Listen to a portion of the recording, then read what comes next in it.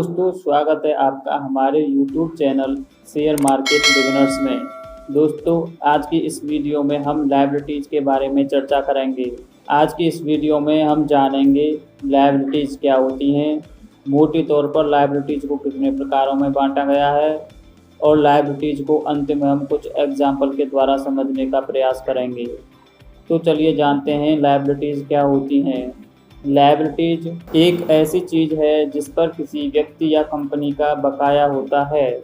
Liabilities को हम source of fund भी कह सकते हैं कि यानी कंपनी अपनी ऑपरेशन को चलाने के लिए कहां से पैसा प्राप्त कर रही है। ये सोर्स ऑफ फंड कंपनी के डेली ऑपरेशन को चलाने में काम में आ सकते हैं या लॉन्ग टर्म में कंपनी के ऑपरेशन को चलाने में काम में आ सकते हैं। ये सोर्स ऑफ फंड कंपनी को चुकाने पड़ते हैं। इसी प्रकार इनकी ड्यू डेट के आधार पर लायबिलिटीज़ को दो भागों में बांटा गया है, करंट लायबिलिटी और non current liability. Current liability वे लायबिलिटीज होती हैं जिसे कंपनी को एक साल के अंतर्गत चुकाना पड़ता है। अगर करंट लायबिलिटीज़ के उदाहरणों की बात करें तो समझिए कंपनी ने कहीं से कच्चा माल खरीदा है, लेकिन कंपनी ने कच्चा माल खरीदने के लिए कैश नहीं दिया है, तो कंपनी को कच्चा माल का पैसा वापस करना अकाउंटिंग की भाषा में अकाउंट पेएबल कहलाएगा। इसी प्रकार इंटरेस्ट पेएबल होता है जिसे कंपनी को एक साल के अंतर्गत देना पड़ता है। इनकम टैक्स पेएबल, कंपनी को गवर्नमेंट को इनकम टैक्स देना पड़ता है। बैंक अकाउंट ओवरड्राफ्ट, ये एक तरह का शॉर्ट टर्म लोन होता है। इसके बाद शॉर्ट टर्म लोन, कंपनी अपने लिक्विडिटी को बनाए रखने के लिए शॉर्ट टर्म में लोन ले सकती है। अक्रूड एक्सपेंसेस, ये ऐसे एक्सपेंसेस होते हैं जो हो तो गए हैं लेकिन अभी इनका पेमेंट देना बाकी है। जैसे बिजली, कंपनी के किसी भी महीने का बिल आ तो गया है लेकिन उस महीने का बिल अभी उसने कैश के रूप में पे नहीं किया है, तो यह अकाउंट एक्सपेंसेस में रखा जाएगा। लॉन्ग टर्म लायबिलिटीज ऐसी लायबिलिटीज हैं जिसे कंपनी को एक वर्ष से अधिक के बाद देना है।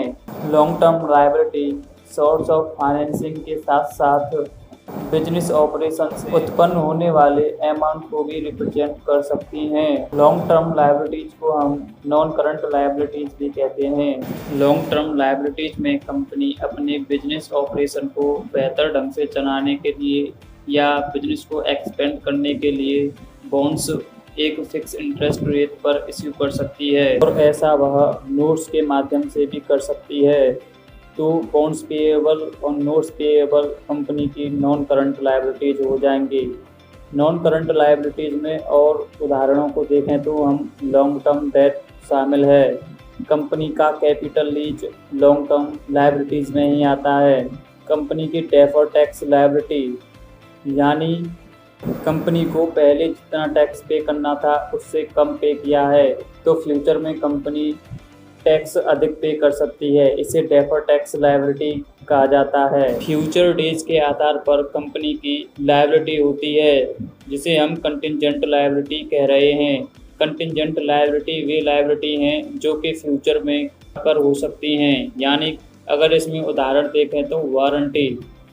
दोस्तों, आपकी समझ में लायबिलिटी जरूर आ ही गई होंगी। चलिए इसे एक उदाहरण के माध्यम से समझने का प्रयास करते हैं। समझिए एक्स और वाई एक बिजनेस में इन्वॉल्व हैं।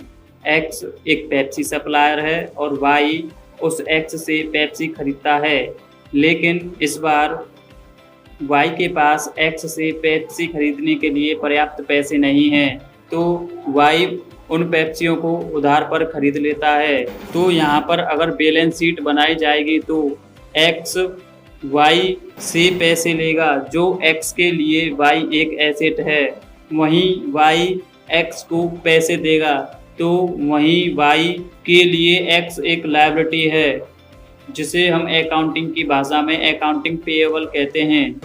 अगर दोस्तों आपको ये हमारा कंटेंट पसंद आ रहा है तो हमारी वीडियो को लाइक और चैनल को सब्सक्राइब करना ना भूलें।